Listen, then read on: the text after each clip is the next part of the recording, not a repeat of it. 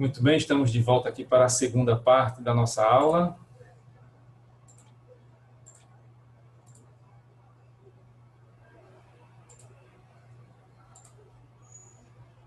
Estamos voltando aqui para o nosso assunto. Então, estamos nos limites formais ou procedimentais. Mais uma vez, na questão de forma, vimos antes do final da primeira parte os limites de conteúdo, agora vamos aos limites de forma. Forma ou procedimento, né? Então, esses limites, eles dizem respeito ao dever de obediência às formalidades previstas para a elaboração das emendas constitucionais. Então, o próprio artigo 60 da Constituição vai estabelecendo que limites são esses, né? Quais são as formalidades necessárias para que se faça uma emenda constitucional no Brasil. Alguns desses pontos eu já mostrei aqui para vocês na leitura do artigo 60, então a gente vai ler agora o que resta, né, do artigo 60, que são essas outras formalidades necessárias, né, para que a gente entenda como é que funciona o processo de emendas constitucionais. Então, lendo aqui o caput, a gente vai encontrar o seguinte: a Constituição poderá ser emendada mediante proposta. Aí quem pode tomar a iniciativa, né, quem pode propor uma emenda constitucional no Brasil? Aí, primeiro, de 1/3, no mínimo, dos membros da Câmara dos Deputados ou do Senado Federal. Então, quem pode apresentar uma PEC, quem pode apresentar um projeto de emenda constitucional? Deputados ou senadores. Mas pode ser um deputado só? Não. Pode ser um senador só? Também não. Tem que ser 1/3 dos membros da Câmara dos Deputados. Então, 1/3, uma terça parte dos 513 deputados, né? Ou uma terça parte dos 81 senadores, que aí a conta é mais fácil, dá 27, né? Tem que ser pelo menos 27 senadores que apresentem o projeto de emenda, né? Já no caso dos deputados, o número é um pouco maior, né? Que é 1/3 de 513. Salvo engano, o número é 171, né? 171, sugestivo. Então, salvo engano, depois vocês fazem aí a conta para ver se é isso mesmo, se são 171 deputados para poder apresentar o projeto de emenda, né? Para poder tomar a iniciativa. Então, então tem a partícula ou, Câmara dos Deputados ou Senado. Então, não é preciso juntar deputados e senadores para fazer a proposta. Não. São deputados, né, ou senadores. Né? Não necessariamente é preciso juntar aqui os dois, porque tem uma partículazinha ou que coloca a opção. Né? Podem ser deputados ou podem ser senadores, certo? Obedecendo a esse critério de, no mínimo, 1/3 deles, né, subscrevendo o projeto de emenda. Também quem pode propor uma emenda é o presidente da República. Então, o atual presidente da República pode propor emendas constitucionais. Quem também pode, de mais da metade das assembleias legislativas das unidades da federação, manifestando-se em cada uma delas pela maioria relativa de seus membros. Então, o que nós temos aqui, nessa terceira situação, é que as assembleias legislativas dos estados podem também apresentar proposta de emenda. Só que para isso é preciso seguir 2 critérios. Primeiro, mais da metade das assembleias. Nós temos, então, no Brasil, 26 estados e o Distrito Federal. São 27 unidades da federação. Então, mais da metade tem que ser 14. Pelo menos 14 assembleias legislativas têm que subscrever esse projeto de emenda. E em cada uma dessas, pelo menos 14, tem que haver a aprovação, né, por maioria relativa dos seus membros. Então, mais da metade dos presentes lá tem que aprovar esse projeto, certo? Então, só dessa maneira que se pode ter aqui um projeto de emenda constitucional. Então, veja, em nenhum momento eu falei pessoas do povo podem propor emenda. Não, isso é corrente do WhatsApp, né? Mentira, portanto. Então, aqui não tem a possibilidade de emenda de iniciativa popular. O que pode haver como iniciativa popular são projetos de lei. Projetos de emenda à Constituição, não. Só quem pode propor emenda constitucional são deputados, senadores, presidente da República e as assembleias legislativas seguindo esses critérios que eu falei. Tudo isso são formalidades, tudo isso são procedimentos, são regras que têm que ser obedecidas à risca.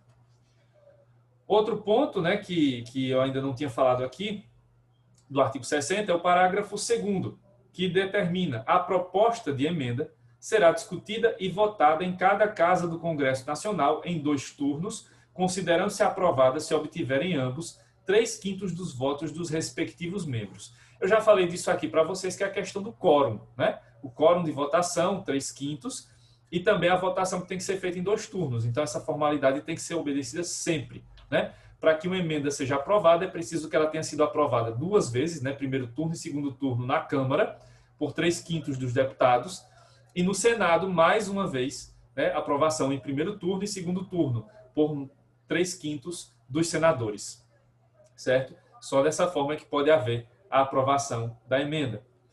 O parágrafo 3º do artigo 60 prevê: a emenda à Constituição será promulgada pelas mesas da Câmara dos Deputados e do Senado Federal, com o respectivo número de ordem. Isso eu também já falei para vocês, não custa nada repetir. O que nós temos aqui é que não tem sanção presidencial de emenda, né?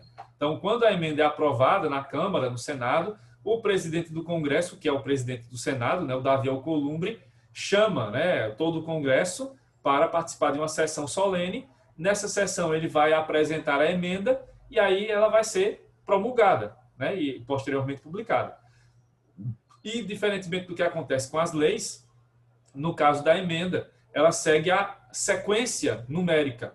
Então, se a última emenda foi a 108, a próxima, consequentemente, é a 109. Não dá para inventar, vamos criar agora a 350. Não, é a emenda 109, vai seguindo na ordem, né? Então, 107, 108, a próxima 109, depois 110 e assim por diante. Então, segue-se essa sequência, né? E, finalmente, o parágrafo 5º, que prevê: a matéria constante de proposta de emenda rejeitada ou havida por prejudicada não pode ser objeto de nova proposta na mesma sessão legislativa. Bom, o que temos aqui é o seguinte: a expressão sessão legislativa, ela corresponde ao período de 1 ano, certo? Então, cada sessão legislativa do Congresso Nacional, ela é um período, ela é uma expressão, né, que se refere a um período de tempo. Então, sessão legislativa aqui é a referência ao período de 1 ano em que acontecem, né, as reuniões do Congresso Nacional. Então, quando se coloca aqui que a emenda foi rejeitada, então ela só pode ser apresentada na próxima sessão legislativa, ou seja, no próximo ano. Então, se uma emenda foi recusada, né, foi votada e foi rejeitada, não chegou, né, ao quórum mínimo de aprovação, então ela só pode ser reapresentada no ano seguinte, certo? É isso que quer dizer a chamada sessão legislativa.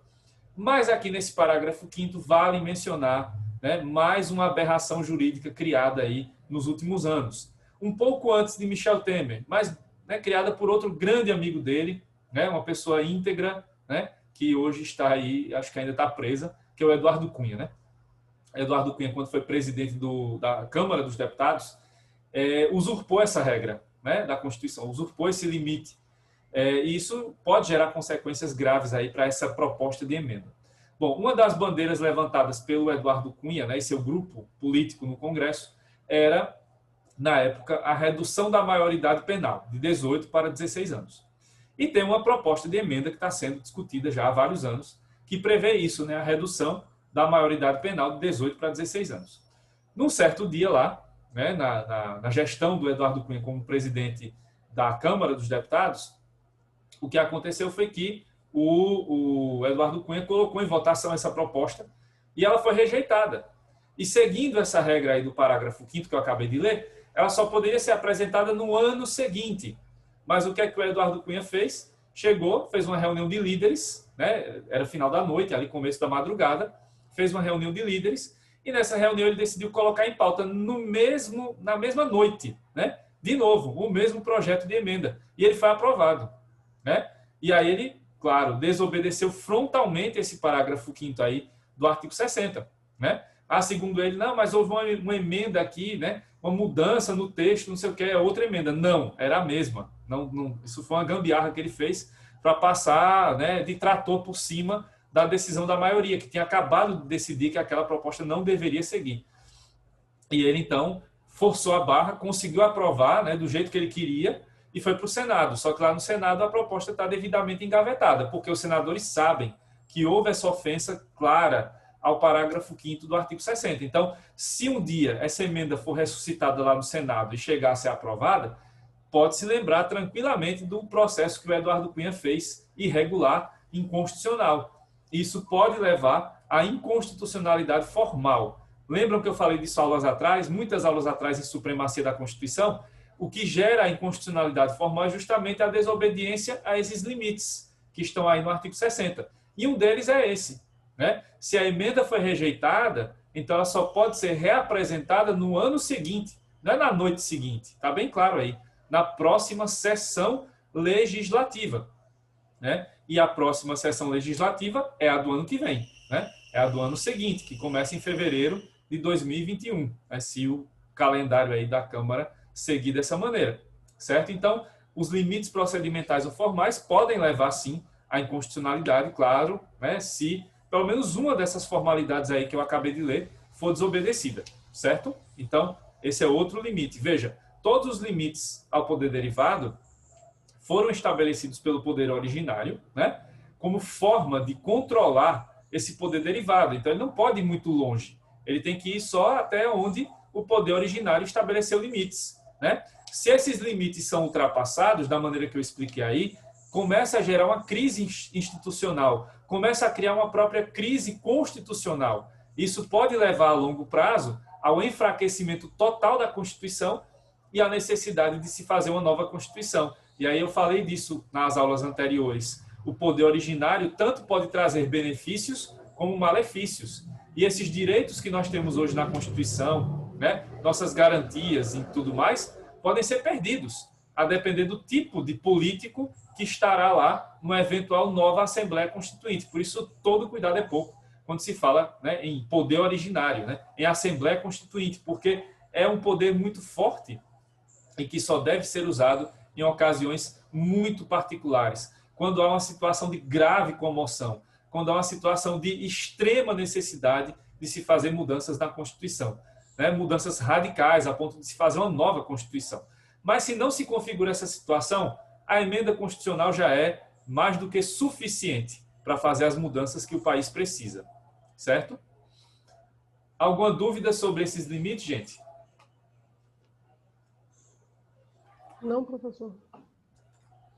Ok. Então agora a gente vai para as espécies de poder derivado, certo? Vimos aí os limites e agora a gente vai ver que o poder derivado ele é subdividido em espécies. E aí a gente vai ter o poder derivado de reforma, né? E o poder decorrente. São os dois tipos, né, de poder derivado. Então vamos ver o que significa cada um deles. Começando pelo poder derivado de reforma. Como é que a gente pode identificar, né, o poder derivado de reforma? Para que ele serve? Bom, a função principal do poder derivado de reforma é a de realizar as reformas constitucionais por meio das emendas constitucionais, seguindo os limites impostos pelo poder originário.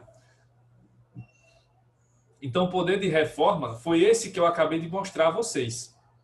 Então, é esse poder responsável por fazer as emendas à Constituição, né?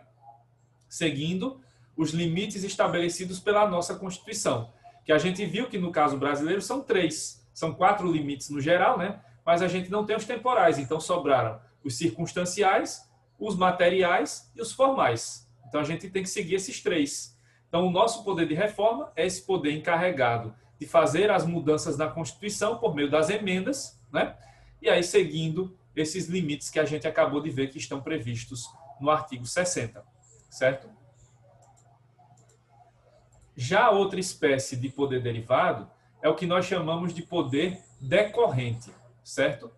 O poder decorrente, ele é o poder atribuído aos estados e ao Distrito Federal para elaborarem as suas próprias constituições, certo? Então, por isso que ele é chamado de poder decorrente. Então, é um poder que é entregue pelo poder originário, né, nacional, para os estados da federação e para o Distrito Federal, para que eles façam as suas constituições estaduais, ou no caso do Distrito Federal, para que ele crie a sua lei orgânica, né, do DF, do Distrito Federal.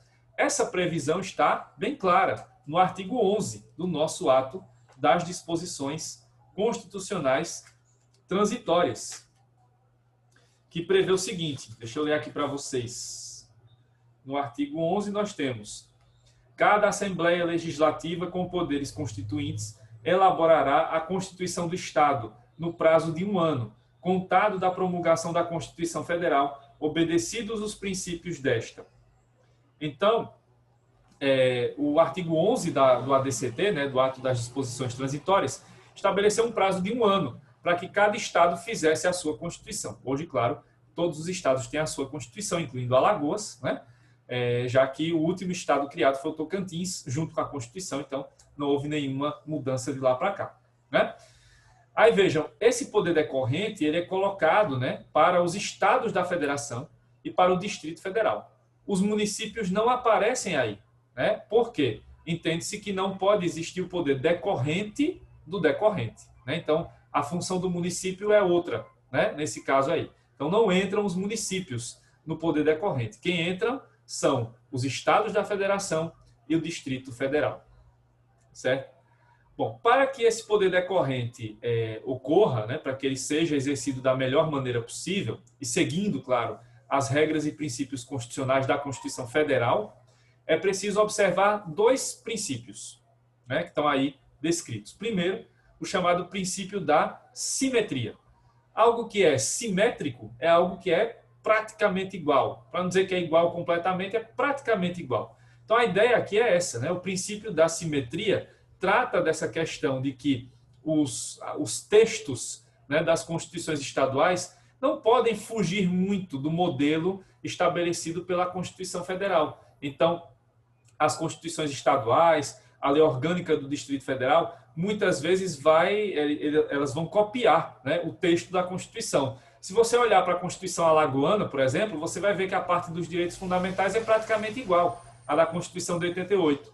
Isso é falta de criatividade? Não. É porque tem um princípio da simetria. É ele que estabelece essa obrigatoriedade de que as constituições dos estados e a lei orgânica do Distrito Federal sigam à risca, né, as regras que são de observância nacional. O que é que vai ter de diferente, então, nessas constituições? As questões estabelecidas especificamente para os estados, né? Então, por exemplo, regime de servidores públicos estaduais, as regras sobre a divisão de poderes no estado, né? Que você tem lá o poder executivo com o governador, o legislativo com a Assembleia Legislativa e o poder judiciário com o Tribunal de Justiça. Então, essas questões entram também aí, né, de maneira diferente. A organização das polícias, polícia civil, polícia militar, a organização do corpo de bombeiros, tudo isso são questões estaduais. A questão da cobrança dos impostos estaduais, né, como, por exemplo, o IPVA, o ICMS, são questões que cada estado também vai estabelecer de maneira específica nas suas constituições, mas quando se trata de direitos fundamentais, quando se trata de direito penal, direito civil, são questões que vão estar únicas, né? Copiadas mesmo, né? No Ctrl+C, Ctrl+V mesmo, da Constituição Federal para as estaduais, porque isso é a obrigatoriedade imposta pelo princípio da simetria. Se a Constituição Estadual sai desse princípio, então ela vai começar a ter ali normas inconstitucionais. Isso pode lá ser questionado no Supremo Tribunal Federal, e aí, claro, como a Constituição Estadual está abaixo da Constituição Federal, sempre quem vai prevalecer é a própria Constituição Federal, né? O outro princípio, ou outro conjunto de princípios que vai aparecer aqui, é o que a doutrina chama de princípios constitucionais sensíveis, que vão estar previstos no artigo 34, inciso 7º da Constituição, certo? Esses princípios são chamados assim, não porque eles são não me toque, né? Ah, pegou em mim. Ai, meu Deus, não é isso. Né? Não é essa sensibilidade aí. A sensibilidade aqui é a seguinte, é que esses princípios, eles devem ser observados à risca também, né? Tal como a simetria, sob pena de que pode haver, né? Se houver descumprimento desses princípios, ou de pelo menos um deles, vai se gerar uma situação para a intervenção federal. Então, os princípios constitucionais sensíveis, eles são a marca, né, para que se determine a possibilidade ou não da ocorrência da intervenção federal, certo? Eles precisam ser obedecidos para que a intervenção federal não aconteça.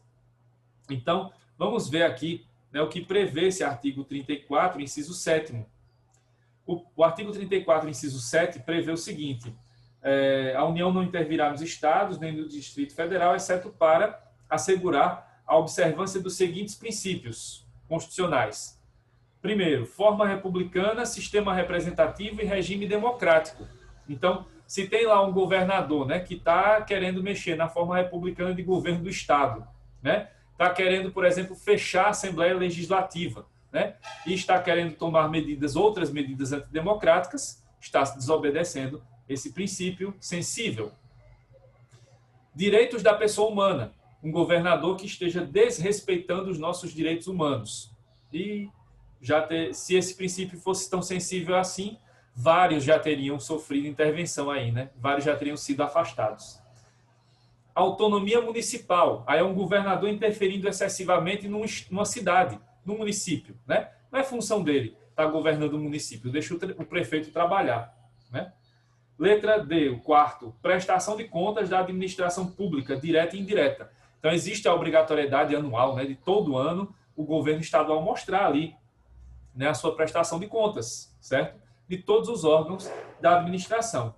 E, finalmente, o quinto, aplicação do mínimo exigido da receita resultante de impostos estaduais, compreendida a proveniente de transferências na manutenção e desenvolvimento do ensino e nas ações e serviços públicos de saúde. Então, aqui tem que se aplicar o mínimo exigido, né, para o que for arrecadado com impostos, para a saúde e para a educação. Se isso for descumprido, então pode haver intervenção federal. Vejam que, apesar de que o nome são princípios constitucionais sensíveis, o nível de sensibilidade ou de insensibilidade das instituições brasileiras só tem crescido. Porque quantos governadores, inclusive aqui em Alagoas, não já desobedeceram esses termos? Pelo menos um deles. Como, por exemplo, a questão da destinação mínima das verbas para saúde e educação, né? Quantas vezes vocês já não ouviram falar de situações em que, em outros governos, né, não agora necessariamente, mas em outros governos aí anteriores, o secretário de saúde estava com a prisão decretada, né? O secretário de educação do estado de Alagoas estava com a prisão decretada. Por quê? Porque não estava cumprindo esse princípio aí, né? E se esses princípios, uma vez descumpridos, pelo menos um deles, pode gerar intervenção, então já passamos por várias situações em que poderia ter havido a intervenção federal. Mas não foi isso que gerou intervenção federal no Brasil. Como eu falei no começo da aula de hoje, o único caso de intervenção nesse período pós-88 foi lá no Rio de Janeiro, pela suposta questão da segurança pública, né? E não foi porque estava se desrespeitando direitos humanos, porque a intervenção desrespeitou sistematicamente vários e vários direitos humanos, principalmente do povo preto, pobre e favelado.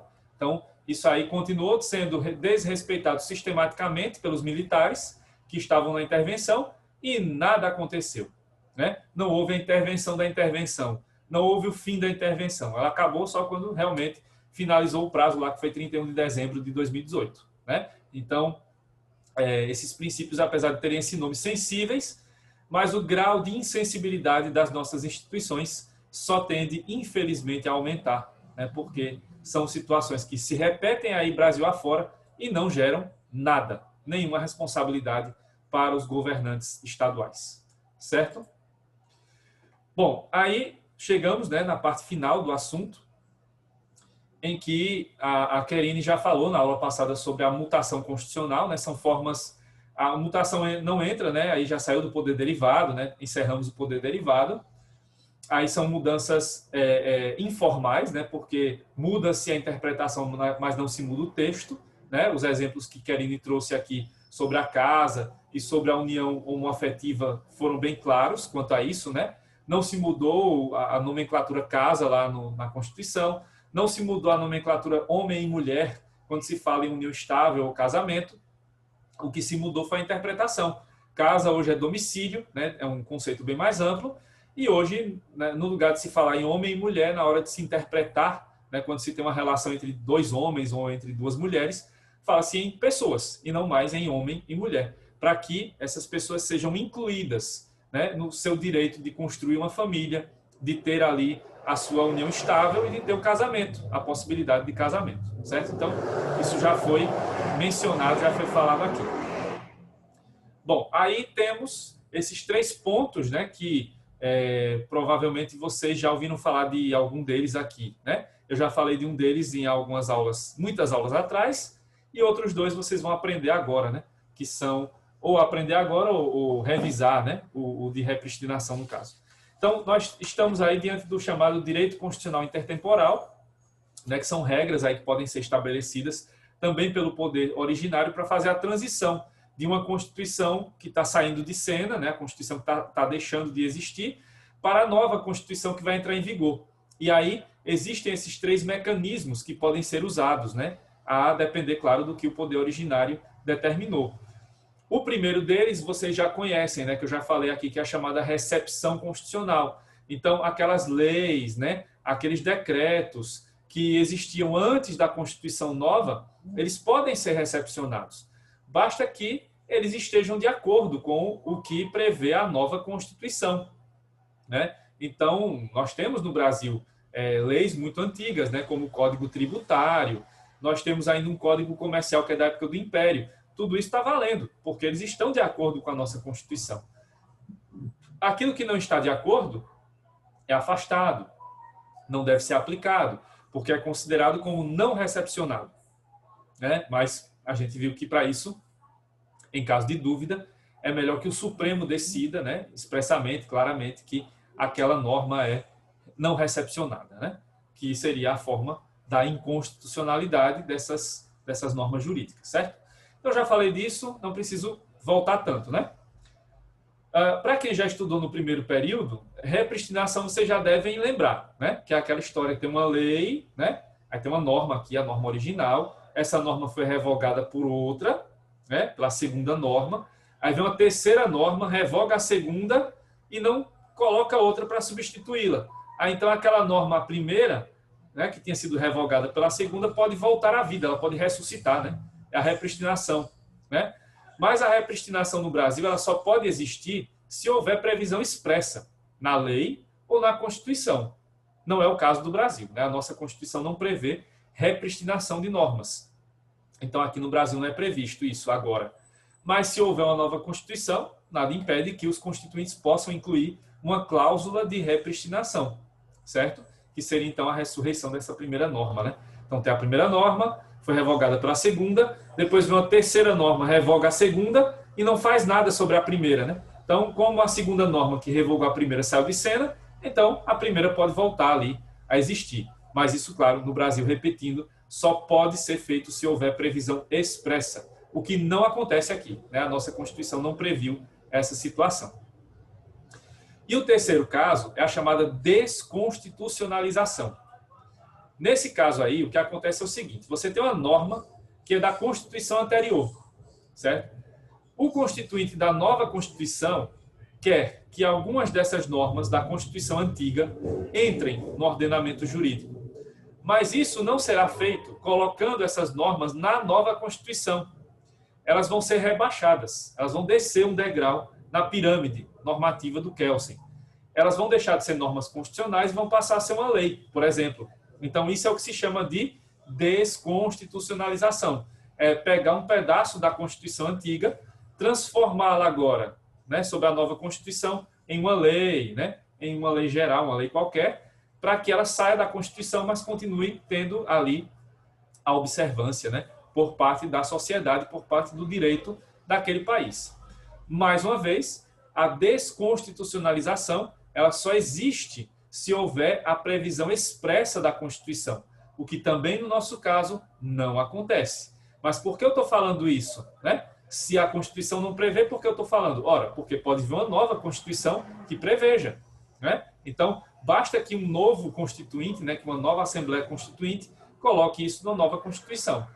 Se for colocado expressamente, então, vai poder ser cobrado, né? Vai poder existir essa questão da desconstitucionalização. Então, concluindo essa parte aí, o que nós temos no Brasil hoje, de concreto, é o primeiro caso, né? A possibilidade de recepção de normas anteriores à Constituição, né? Que são lá leis, decretos, etc. Mas repristinação e desconstitucionalização hoje não existem, né? Mas amanhã, no caso de uma nova Constituição, pode ser que apareçam, né? Nada impede, certo? Pessoal, há alguma dúvida sobre a questão lá do poder derivado, né? As espécies de poder derivado E agora, sobre essa questão do direito intertemporal entre as duas constituições, a antiga que está saindo de cena e a nova que está chegando?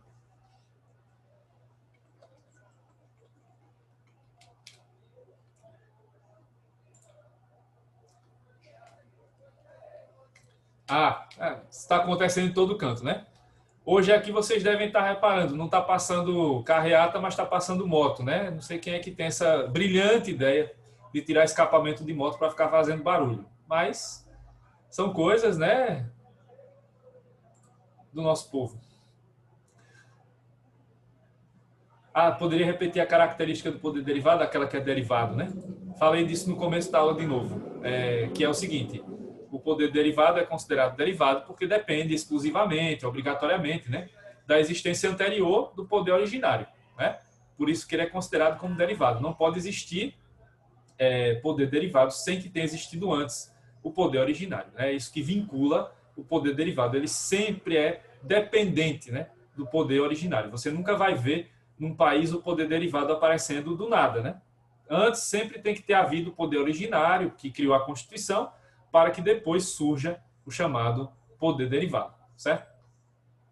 Bom, então a gente encerrou esse assunto, né, de poder constituinte e agora a gente vai entrar em outro assunto que é muito interessante, né, dando continuidade aí a essa sequência, né, que a gente viu constitucionalismo, em que vimos o poder constituinte agora, e a gente segue, né, para ver a parte dos direitos fundamentais, certo?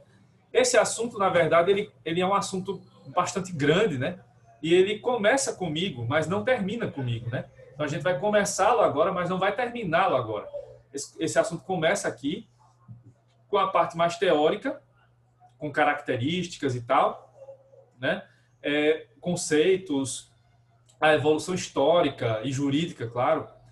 Mas vocês vão ver os direitos fundamentais em espécie, né, no próximo ano, em Constitucional 2. Né? Aí vai aparecer essa determinação aí. Né? Vocês vão ver isso com mais detalhes. Então, eu começo apresentando o assunto para vocês e no ano que vem esse assunto continua. Né? Então, aqui vai ter uma continuidade em relação a esse assunto. Ele não acaba aqui, certo? Não se esgota aqui. Então, hoje a gente vai começar a ver aqui nesse restinho de aula que vamos ter, né? Os conceitos e as características dos direitos fundamentais. Então, vamos ver aqui o ponto básico, né? Vamos começar vendo de maneira mais básica como é que funcionam os direitos fundamentais. Bom, nós temos aí, para começar, né, o que a doutrina aponta como as chamadas diferentes terminologias para direitos fundamentais. Não vou me prender muito a essa questão, porque hoje a gente usa uma nomenclatura muito mais correta, muito mais completa do que se usava 2, 3 séculos atrás. Então, só lembrando aqui de pontos, digamos, mais clássicos, né? Essas terminologias, elas remetem aí às origens, né, modernas dos direitos fundamentais que aparecem ali durante a Revolução Francesa, né? Também aparece antes, né, com a Revolução Gloriosa, no século anterior, né, 17, lá na Inglaterra, no Reino Unido. Aparece alguns anos antes também nos Estados Unidos, né, na independência das colônias americanas. Mas fica mais claro com a Revolução Francesa, né, que buscou realmente, de maneira mais incisiva, os direitos da burguesia. Então, daí vão sair várias nomenclaturas, né, que são essas primeiras que a gente está vendo aí. Por exemplo, liberdades públicas, né? Foi um conceito muito usado na Revolução Francesa. Quando se buscava as liberdades, estava se buscando, né, esses direitos de liberdade que eram opostos ao Estado. Né? Na visão dos burgueses revolucionários, o Estado francês queria controlar os direitos, né, queria controlar as liberdades, e para que os burgueses tivessem direitos era preciso que essas liberdades fossem amplas e que o Estado trouxesse ali o menor nível de intervenção possível para essas condutas. Então, a ideia aqui era de que houvesse essa oposição entre Estado e cidadão, em que o Estado apenas, né, fizesse um controle muito básico ali de algumas questões, né, da cidadania, e que as liberdades ficassem ali a cargo do povo, né, dos cidadãos, cada um cuidando da sua própria liberdade. Outro conceito, né, outra terminologia que foi muito usada é o que a gente chama de direitos individuais, né? E aí isso expressa outra corrente, né, que foi muito famosa ali durante a Revolução Francesa, que foi o individualismo, né? A ideia de que cada pessoa deveria buscar os seus direitos, né? Os direitos do indivíduo. Inclusive a palavra indivíduo mudou de contexto, né? Porque naquela época o direito individual, o indivíduo, né, era visto na sua mais alta, né, potencialidade, e hoje até se usa a palavra indivíduo no jargão policial, né? Quando o policial prende lá os bandidos, aí fica dizendo, eu prendi não sei quantos indivíduos, né? Então até se usa hoje de uma maneira, de certa maneira até pejorativa, né? Essa expressão indivíduo. Mas os direitos individuais entram nesse contexto, né, de direitos que são dados a cada cidadão separadamente. Hoje esse conceito está mais adequado para direito civil, né? Não para direito constitucional. Falamos também de direitos subjetivos, né? O direito da pessoa subjetivamente considerada, é uma ampliação dessa ideia dos direitos individuais. Também essa ideia ficou aí para o passado, né? Fica mais ligada às liberdades, fica mais ligada também hoje ao direito civil. Nesse quarto conceito, a gente tem direitos públicos subjetivos, que foi um conceito criado lá pelo direito alemão no século XIX, né? E foi o ponto mais alto aí, né, desse individualismo, né, que era realmente o direito que deveria ser dado aos cidadãos, né, às pessoas, e sem interferência nenhuma do Estado, né? Era o nível mais alto, né, de liberalismo aí que deveria existir, segundo esses doutrinadores alemães. Mas esse conceito hoje nem é usado nem no direito civil, né? Porque existe sim um mínimo controle do Estado sobre algumas liberdades, claro, né? Porque todo direito tem limites, não existem direitos absolutos, né? Mas a gente vai ver na sequência. Então, hoje, né, eu passei mais rapidamente por esses 4 primeiros conceitos, porque hoje, principalmente depois da Segunda Guerra Mundial, os conceitos que nós usamos são esses 2 que estão aí, no 1.5, direitos humanos e direitos fundamentais, né? Porque são conceitos mais completos, né? Eles vão ser conceitos mais amplos, mais genéricos e vão poder abarcar todos os tipos de direitos que nós temos. Os direitos de liberdade, os direitos sociais, os direitos individuais, os direitos coletivos, os direitos difusos. Então, todos os direitos hoje estão abarcados pelo conceito de direitos humanos e também pelo conceito de direitos fundamentais. Mas observem que eu coloquei um xizinho aí, né, que é tipo direitos humanos versus direitos fundamentais. Porque tem diferença entre eles? Tem. Uma diferença muito pequena, muito básica, certo? É a forma pela qual a doutrina trata os 2 direitos, de acordo com a sua abrangência. Se são direitos vistos em âmbito internacional ou se são vistos em âmbito nacional. Então, quando falamos em direitos humanos aqui, estamos nos referindo aos direitos garantidos a nível internacional, né? Lá nas declarações da ONU, né? Nos documentos da ONU, tratados, convenções, etc. Certo? Então, direitos humanos são vistos na perspectiva internacional. Já os direitos fundamentais são vistos na perspectiva constitucional, nacional, de cada país. Então, cada país tem os seus direitos fundamentais previstos na sua Constituição. Então, a diferença que existe aqui é só essa. Direitos humanos estão colocados a nível internacional e direitos fundamentais a nível nacional. E finalizando, né, tem alguns autores que usam os 2 juntos, né, direitos humanos fundamentais, colocando aí a necessidade de que, a nível nacional, se observem também os direitos que estão garantidos a nível internacional, juntando, né, o conceito de direitos humanos e direitos fundamentais. Pessoal, não vai dar tempo de eu voltar para a terceira parte. Então, a gente vai encerrar por hoje, tá?